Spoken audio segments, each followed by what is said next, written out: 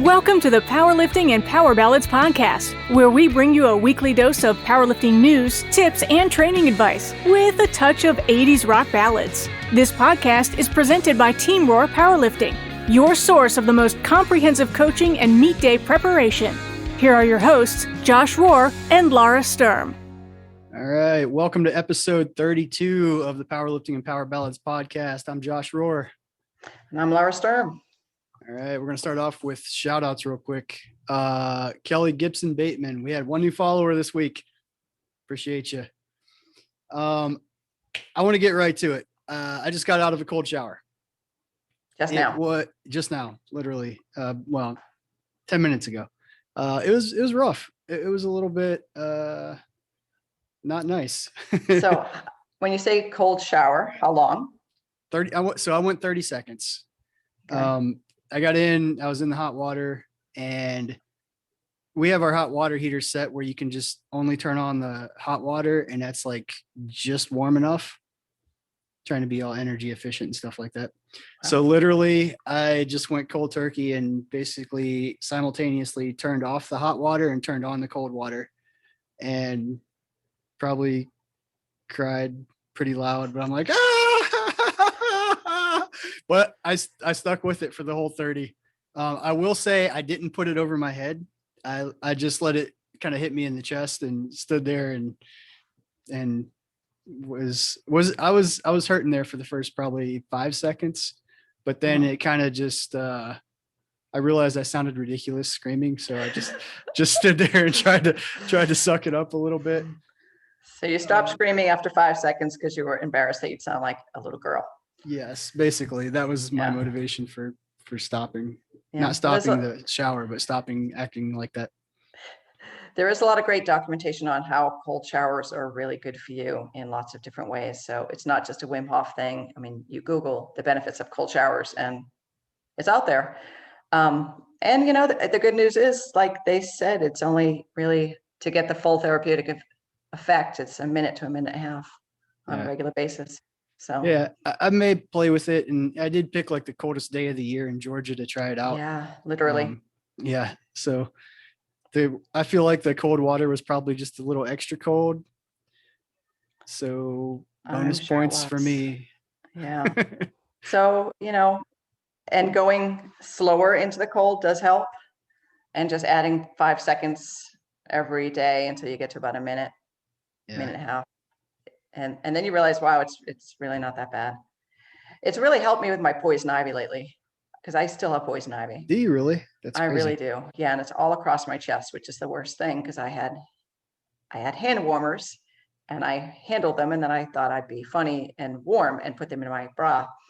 And now I have poison ivy all over my chest 2 weeks later still. So at the end of the day, it's really nice to actually get in that cold shower because it calms it down a lot. Yeah. So poison ivy relief, cold shower. There you go. Sounds like a plan. So I think I'm gonna try to stick with it in theory. So Don Nieder, if you're listening, I did that for you. Shout out. And he's about to get on the Appalachian Trail, and I hope the weather improves for him. I think next week's better. And I think it might be next week that he starts. So okay, I don't know anything. Appalachian Trail is where? Appalachian Trail runs from Georgia to Maine. Got it. And so he's starting in Georgia and going all the way to Maine. He's stopping for a little bit in the middle. Got it. Because his daughter's having a baby, and he's coming home and then going back to the trail and finishing. That's crazy. But there are some people that do the through hike. But I think 75% of those who start and who intend to go the whole way don't make it, because it's just hard and miserable at times. It sounds, I mean, just the length of it, even if it was like a paved, nice trail that you could ride your bike, and it's pretty or drive hilly. a car, I still wouldn't go. Yeah, it's pretty hilly. It's pretty long. But you know, there's this great book that I really recommend, Grandma Gatewood. And that might be the name of the book, but she is a woman who is in her 70s, who was one of the first women, if not the first woman, that through hiked the entire thing. And she was 70. Wow. And she had a blanket and some kids. Some kids? Kids, like shitty sneakers. She didn't have like the Hold gear up. that people have. What did you, shitty sneakers, you called them what? Keds. Keds. Yes. Spell that. Keds. Keds. I don't Is know if that- that was actually the brand, but they're like a shitty tennis shoe. That's all she had was like, I've she never went heard in of it. That's why I sneakers was and had a curious. blanket, and that was like her gear, a water bottle, blanket, and she went. So, you know, like Grandma Gatewood, one tough chick. This was back in the, I think, 70s. I'd have to almost like reread the book now. But Yeah, that's crazy. yeah, so badass mindset. And the can book, get you the book's anything you called want. what? The book's called Grandma Gatewood. It might be, I'll have to send you a link and you can put it in the link to the what? Okay. notes. But right. great read. Tough chick. Grandma Gatewood. Yeah, and she's done it more than once. Well, I think she's passed now, but she did the Appalachian Trail, and she did the Oregon. I think there's a Pacific Trail as well, and then she came back and did the Appalachian Trail again. That's So, crazy. yeah. Like that's super impressive to me. It's nothing I would ever even desire to do. Like I don't even know if I would desire to say I've done it. I'm sure. It would, I mean, I say that as somebody that would never even attempt it, but I'm sure it's a huge accomplishment to even attempt it. So if somehow I ever did attempt it, I would definitely be bragging about it, even if I failed miserably in the first hour. Yeah. But yeah, I don't know.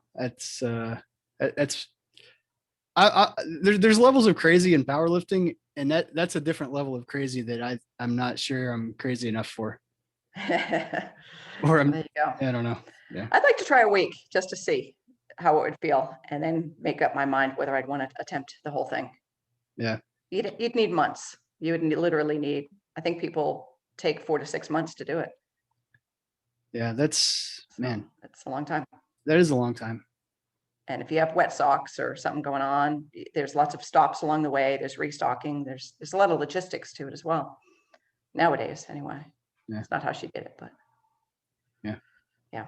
Crazy. So we'll post those notes in the meeting, and not the meeting notes, the podcast notes. Podcast notes. So I should have asked Don when he was on. Is he doing it without like a shirt and stuff? Like just doing no, it? he's going with real clothes. Okay, so he's a normal crazy guy. Yes. Got it. Yeah. There are people in Wim Hof that do hike mountains in shorts. Yeah, that is yeah. There's powerlifter crazy, there's Appalachian Trail crazy, and then there's like Wim Hof no clothes crazy. Yeah. In the cold, sitting in ice and stuff, Yeah. Crazy. Yeah.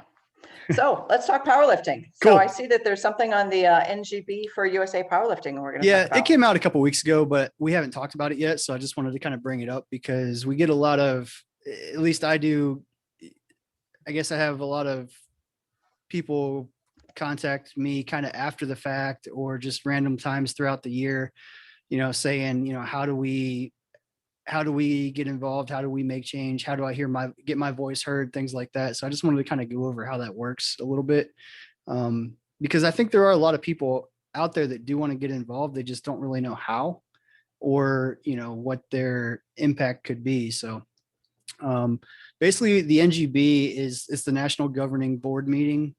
Essentially happens every year. It's always held with open nationals in the early summer. So I think what a lot of people experience at least is that, especially on the raw side, like they have to go to a separate meet that they're not necessarily competing at to go to the board meeting. Right. So this year, because everything is combined, it's going to be, I guess, a much easier logistics for people to attend the meeting, I think. And it's open to all USA Powerlifting members. So I think this is the year, like if you want to just kind of find out, some of the more detailed nitty gritty of how the organization runs and why things are the way they are. And, why, different proposals were passed, why different proposals failed, just stuff like that. This is a good opportunity to do that. So I guess it's Sunday, June 20th, which is the Sunday after the whole week of lifting. And I think I did misspeak last week. I think I said last week I said that Nationals started on Tuesday. It actually starts on Monday. So there's lifting Monday through Saturday, and then the NGB meeting will be Sunday, that following Sunday. Okay, they used So to do it before I left at the meeting. yeah, Sorry. yeah, The meeting. traditionally it's done. Yeah, it's usually done like the day before lifting starts, but Mhm. because I mean, it's a whole week long Right. event. So just fitting it in when you can, I think is kind of the idea. And I think too, a lot of, a lot of the lifters at least. So I think the open divisions lift at the end of the meet, both equipped and raw. And I think that's kind of kind of that'll lead right into the NGB. So you still can argue like, what about the people that lift on Monday? They got to wait all the way till Sunday. But I think just the fact that it's all of these meets and bench nationals being combined with that as well. A lot of bench only lifters, don't travel to the NGB because that's only full power traditionally. So I think it'll be a good, I'm excited for it because I think it's gonna, there's always people on the internet complaining about stuff and but I've never seen them at the NGB meeting. So I hope that this is kind of a, 2021 is a year that kind of lets everybody at least have easier accessibility to be there and see the inner workings and hear from all of the leadership and stuff like that. So Yeah, I was a weirdo that liked to go to the NGB meeting because I thought it was interesting, and there was a lot of proposals that were brought up, and then you could actually hear the debate around them and why one would pass, why one might fail. Because when emotions pass, it passes as is. So right. if there's one part that's like, no, that's really not okay. I mean, that's part of it. Yeah, and there's always there's a process. I think Robert's Rules of Order is what typically gets used, but basically, you have to, the person that presented it can amend it and then revote or amend it and then vote.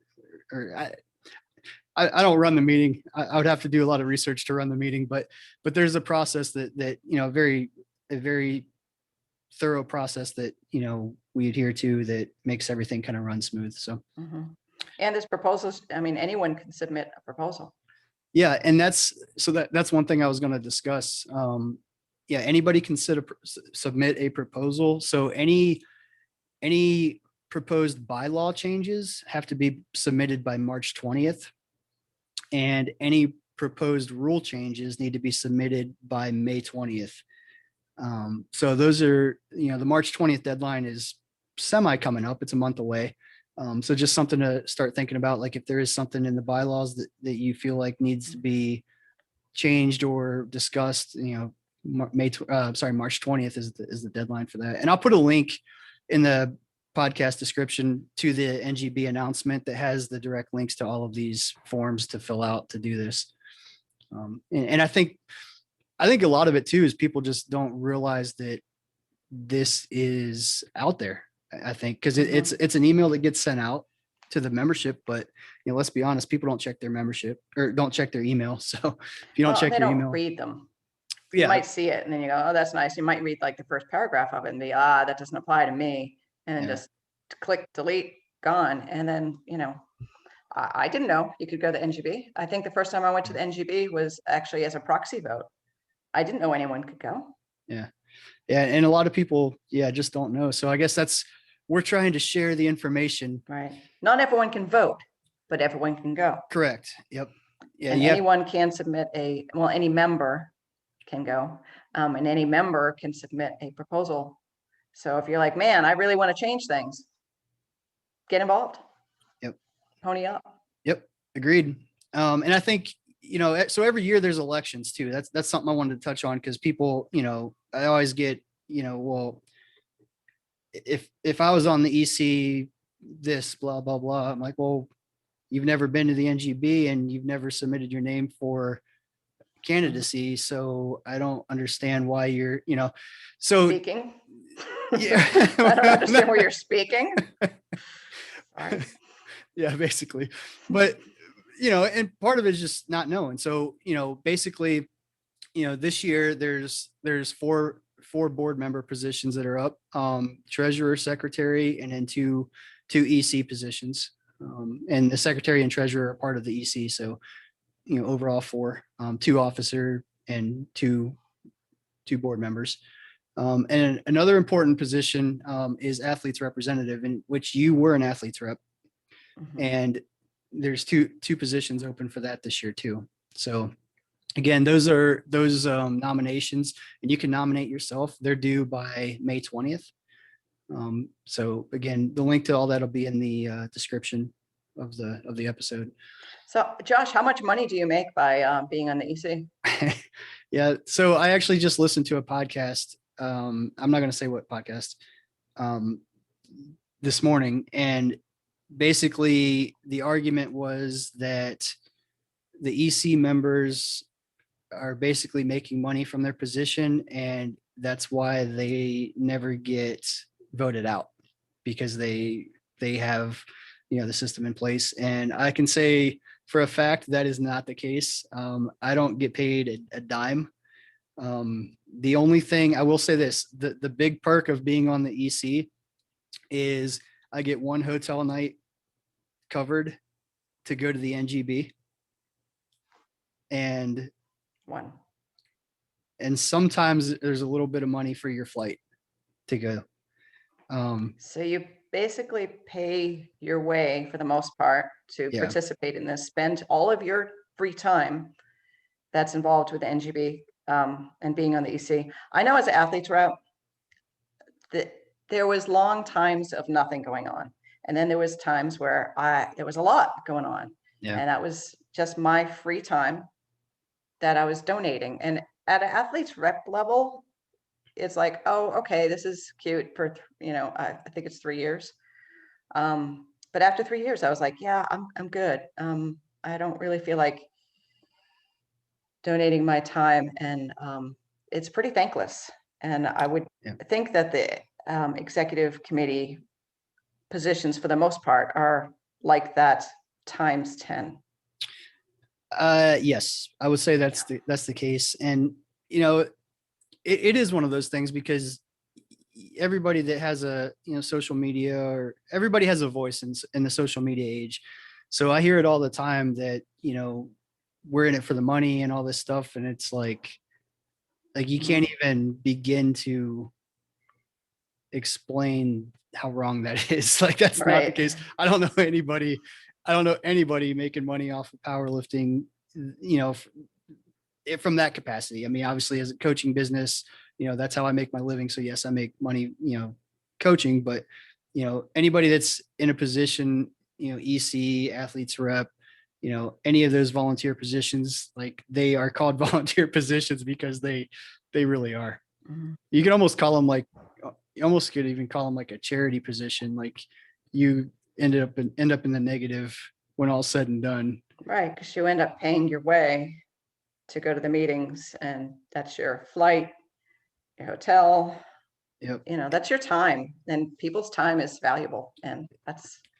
Yeah. And just, some of the discussions, like when urgent things come up, I mean, there's been, last minute, like it's a Thursday, and, all of a sudden we have an emergency conference call all day Saturday that, was planning on, having a day off and relaxing and hanging out, but, this stuff came up. And so it's almost like you're on call at all times, to a degree. And it's a lot of work, but it is, like you said, it is thankless. But I think that's partially why I want people to come to the meeting, like, so that they can kind of get a better glimpse of what we actually do. I think everybody, just some of the podcasts I've listened to recently, are, just, it's a lot of stuff, like how, a lot of the EC is out of touch with the actual lifters. Like, I spot and load at meets locally. Like, I'm, meet director. Like, I coach locally. I'm refereeing this weekend at a local meet. I mean, I don't know how more out of touch I could be doing. You know what I mean? That's kind of I just don't understand. And it's all of the EC. It's. Yeah, I'm like looking down the list here, people that are on the list of EC members: Greg Page, Dan Goudreau, Latavia Bowens, Joe Markensteiner, Polly Steinman. I mean, they're people that are they're involved. And powerlifting. and I will say too, like Have been. I would say too, like your chances of getting elected to the EC go up drastically if you are involved at every aspect. So, you know, there's people that are like, well, if I don't have any chance of getting on the EC, but if I was, I would do this, blah, blah, blah. I'm like, well, you haven't done a damn thing to give back to the sport, first of all. So pay a little bit of dues before you start, Right. Direct to me, talking about that. become athlete's rep. I mean, athlete's rep is actually a good position to kind of get your feet wet in the running of the organization. Yeah. And see how things work. And, it can start to go, oh, okay. And then, propose a rule change. Get active, because you can't complain if you're just sitting on the back seat. And I think too, like, there's been a lot of people that have attended the NGB like once that were really, kind of talking all the time about it, and attended it once and then never heard anything about, never heard their brilliant ideas. I hate to say brilliant ideas. Like we obviously want to hear everybody's ideas. I guess it's you, I don't know how to put it. You don't realize how much, I guess, gets put in by everybody in those leadership positions, that it's not just it's been years. That, but just like the amount of consideration and thought that goes into everything too. People think that a lot of these decisions are just like, well, let's just flip a coin here. If it lands on heads, we're going to do this. Tails will do this. I mean, everything's thought out and done for a reason. So I think I would just encourage everybody, try to attend that, because, it's really insightful to see, the inner workings of the organization, and you kind of realize like, wow, okay, the whole picture now makes a little bit more sense, where, my one little complaint about this, now I see how it actually fits into the bigger scheme of how everything's working and why that's important that it's done that way versus, what I thought would be better, and I will also say we're not, we're human. We're not always right, but, we do try to do the best we can. Right. So anyway, kind of got on a rant there, but I did want to mention, so the 4 executive committee positions, 2 officer, 2 non-officer, and 2 athletes rep positions are open at the NGB, and the nominations are due by May 20th. Also due by May 20th are the Honorary Awards. And I think these are something that people overlook a lot too, because, it's not necessarily a direct change or anything, but it's honoring the people that have given back. So there's 4 Honorary Awards every year: the Brother Bennett Award, Athlete of the Year, Coach of the Year, and Referee of the Year. And anybody, any member, again, can nominate any other member for these positions. So I think that's, and that gets voted on by I believe by the membership is how that works. Do you know what the worst thing is about that though? What's that? When you nominate your coach for the Coach of the Year and they just like, yeah, I withdraw. All right. So this happened. Okay. This happened. All right. And So, I'm still mad. Well, let me defend my decision on that. So I'm somebody that believes in paying your dues.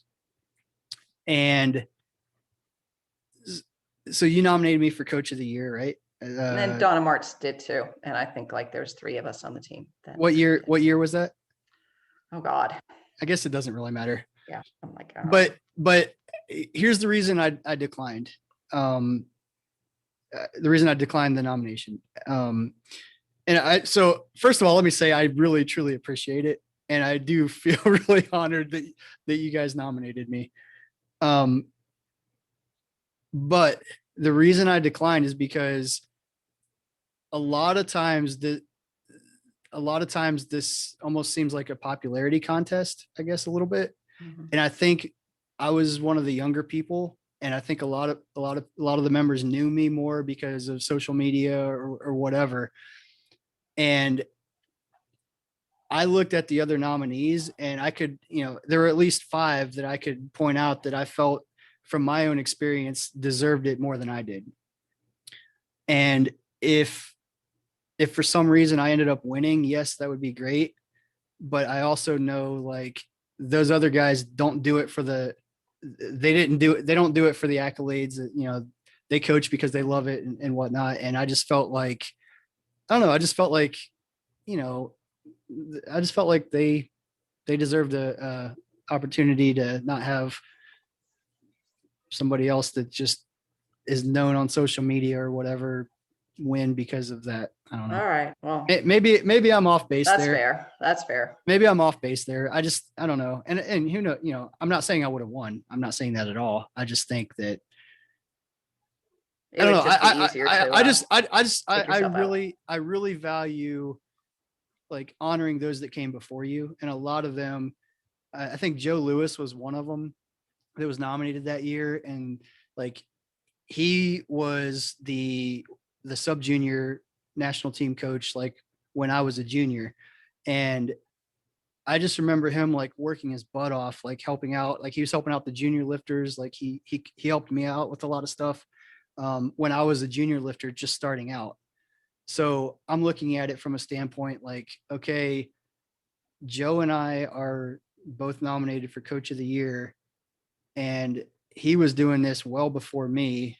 Like I learned a lot of what I know, not just from him, but a lot of other, coaches that I've watched that are also nominated. And I don't know. I don't know. Maybe I'm weird. I just felt like that was something that I wanted them to be honored, I guess. So I'm sorry that. That's fair. And we I get this conversation back in like 2016, apparently. Yeah. So I've been carrying it with me. I'm sorry. Oh, my bad. But that's the thing. Like I do truly appreciate it. Like that's the thing. I guess, looking at it, I guess from the outside, yeah, it probably looks like, oh, I don't care about it. It's stupid, blah, blah, blah. That's not the case at all. Like I very much value that award and I would love to win it sometime, but I think that I have a lot more to do, I guess, to rightfully earn that, I guess. That's fair. So. And I also like the referee of the year award, because I think that's important. There are a lot of people that put in time in the chair. Yep. And boy, that's also a thankless job. Yeah, for sure. That you're making a lot of money with. Yeah, right. Not. Yeah.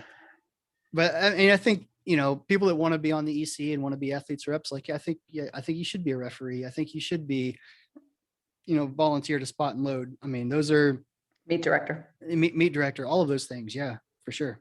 So. Yeah. It definitely irritates me when people are like all critical of how something's run when they've never volunteered at a meet whatsoever in any level. Yeah. So, and people can have great ideas and I encourage ideas. Like I want to hear from everybody, but at the same time, it still takes somebody stepping up and doing the work to make those changes. So, and implementing things at a local level, by being a meet director, hey, you want to do something fancy, have fog machines come out and tunnels and stuff. Cool. Yeah, it's awesome. But yeah, I do get kind of feeling like I want to get on a rant when people are like, why can't we have more meets? Well, we don't have enough volunteers. Right. I mean, as a meet director, that was just always the problem. Yeah. And then, when you do volunteer and you sign up, show up. Yeah. Oh, because I've had a few harrowing experiences where I have like a whole team. I know you have too. We have a whole team committed. Oh yeah, I'm going to be there. Okay. We're going to even like donate to your college team so you could do this, and you're going to show up, and you're counting on you. Don't have another crew lined up because you're counting on them, and then they just don't show up. Yeah. And that's the thing that the meets that do happen and go forward, like somebody is volunteering. So like, that exact scenario that you were talking about, I had a 2-day 2-session meet a couple years ago, and we had more than enough spotters signed up and not one of them showed up. So we were getting ready to start this meet, and basically everybody that spotted and loaded in the morning was just kind of resting, getting ready to go home because they showed up and did their job. And then nobody showed up in the second session. So, what do some of them do? There's a few that went home, but the majority of them said, well, we care too much about the sport and this event. We're going to stay and make it happen. Right. So from the outside, nobody realized that stuff we deal with, but, because, kudos to those people for staying, Right. but Good yeah. thing they could. Good thing they could. Right. And, I think that's why, it would be so much easier to, and that's the thing. A lot of times we have, spotters that end up working the entire weekend because we don't have enough people to cover all the spots. Well, it'd be much easier on everybody and almost a much more enjoyable experience if you could come spot and load for one session and then not be, then just kind of sit back and watch the rest of the meet or whatever. And, that's the way it should be. But in a lot of times, it's even scheduled that way, and then people no show, and then the people that truly care stay and fill the gaps.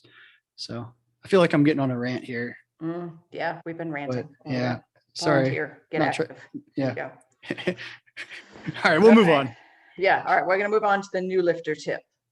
Bum, bum, bum. All right.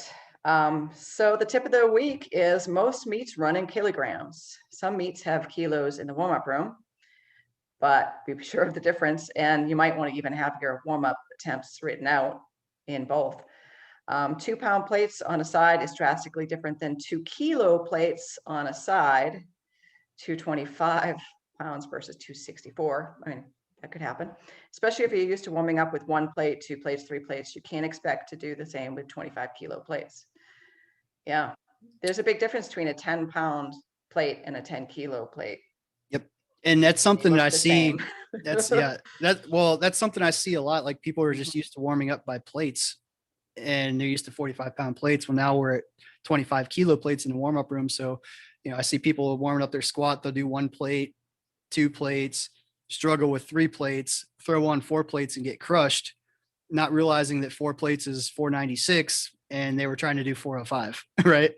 Right. So they just didn't, and it's not even just, honestly, it's not even just new lifters. I've seen some lifters that have been around before do it, just either not paying attention or not realizing that it was kilo plates, and they're just looking at the plate. So it seems like a trivial thing, but I just think that I've seen it happen enough that it's worth mentioning.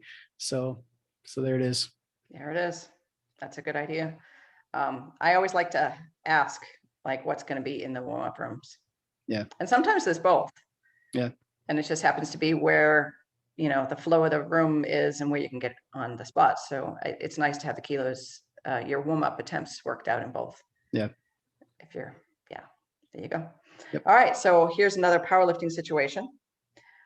A group of new lifters just started training for powerlifting, and they ask you 3 things. The biggest mistake to avoid, a great squat cue or tip, and a supplement to take. Without knowing each individual personally, what answers would be generally appropriate? Yeah, this is an interesting one.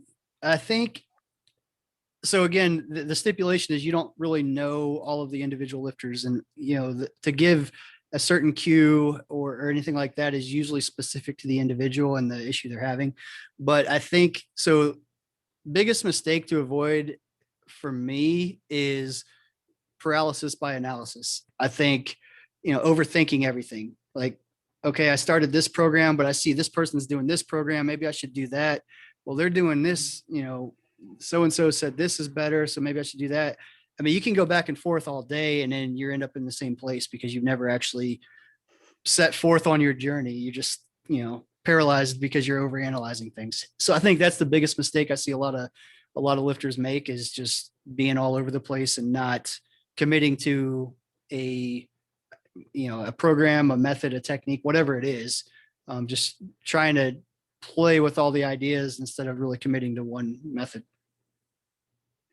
I would say the biggest mistake to avoid, since you asked, is to not know your commands. Like if you're a new lifter and you don't know the commands, get to know the commands, because it can throw you. And if you walk into a meet and you've never heard about the commands and they give you the lifter's briefing, you're sitting there going, oh, that would be a bad feeling. Yeah. Yep. I agree. I think, we could list a whole bunch of these, but those are just that was one that I find that is pretty high up on the list for me. Squat cue or tip. I think a big one with this is, is staying balanced and keeping pressure with your whole foot, because there's a popular cue. A lot of lifters are always, coaches are always saying, sit back, push with your heels, sit back, push with your heels. And I think that's good for a lot of lifters that are obviously sitting too far forward. But what about the lifter that is already pretty well balanced, or the lifter that's already sitting back too far? They actually need to undo that a little bit. So I think just keeping the strategy of having a balanced foot. And I always like to tell people, like, you should be able to pause at any point in the lift, obviously not when you're maxing out, but if you pause at any point and you feel like you're losing your balance one way or another, that's because you're not applying equal pressure and you're off balance a little bit. So I think that would be mine. That's pretty universal and kind of generic, but it kind of, regardless of which extreme you might be on, it kind of helps bring you back to center. I would say get tight under the bar and stay tight until you go to squat. I see a lot of people that kind of get under the bar pretty casually, kind of casually walk it back, and then they get ready to squat.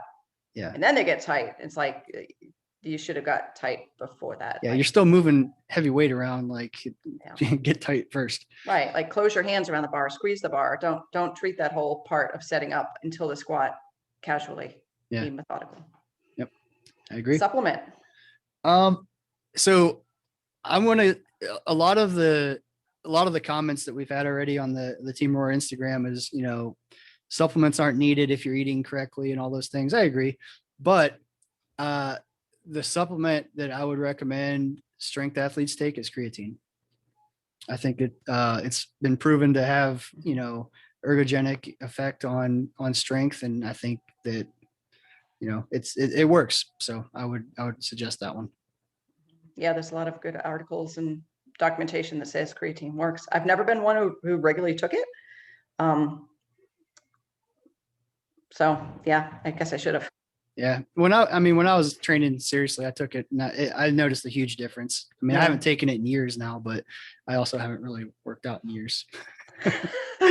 Truth be told, not really an athlete anymore.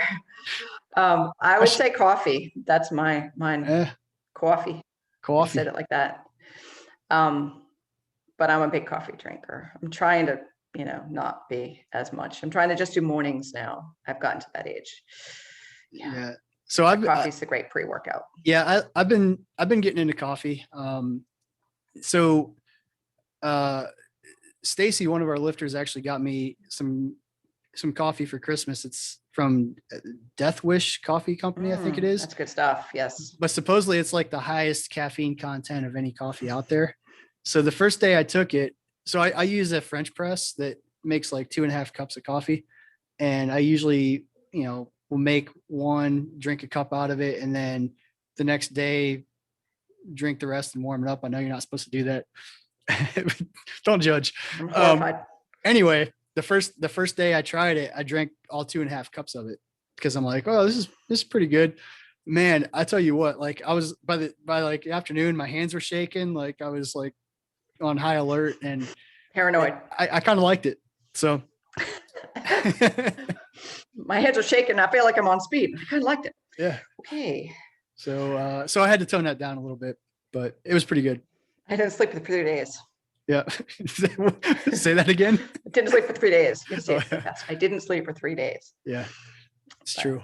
It might have been true. I don't know. No, I can't remember. I didn't stay up for 3 days, but it was a kick, man.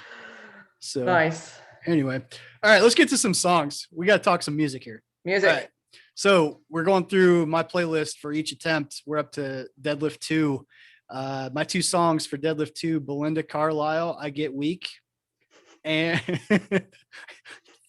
pause for laughter.